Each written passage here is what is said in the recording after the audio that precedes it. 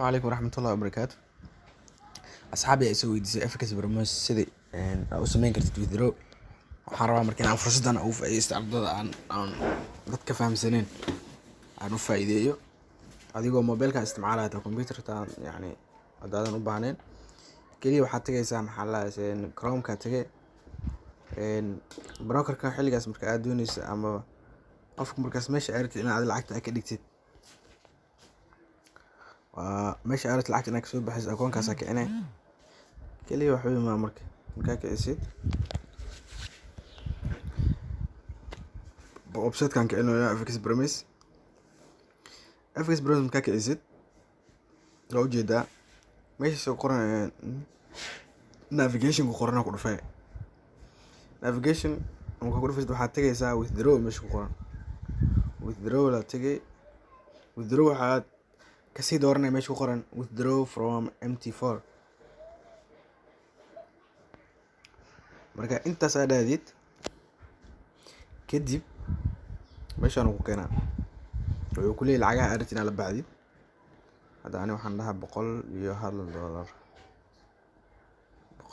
$101 bixir baan leeyahay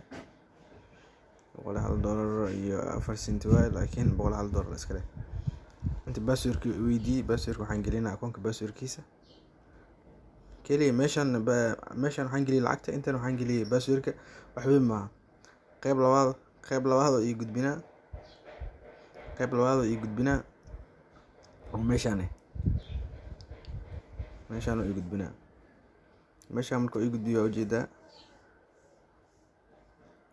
meeshaan markuu ii keenay waxa waay confirm si leedahay inkastoo uu leeyahay lacagtan legal waxa waay sharci darro uu leeyahay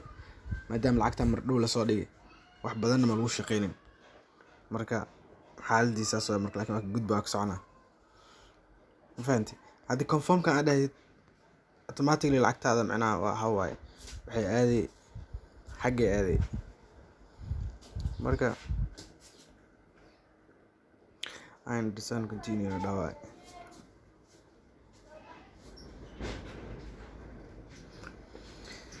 marka hadda already waa kas lacagtii hadda waxa markaan diyaar waa confirm aan dhahay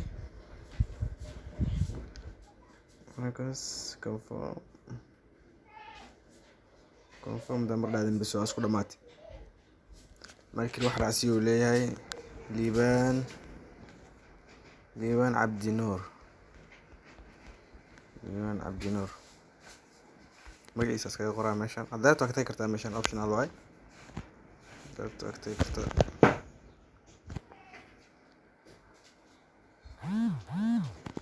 liibaan cabdi iskaga qoraa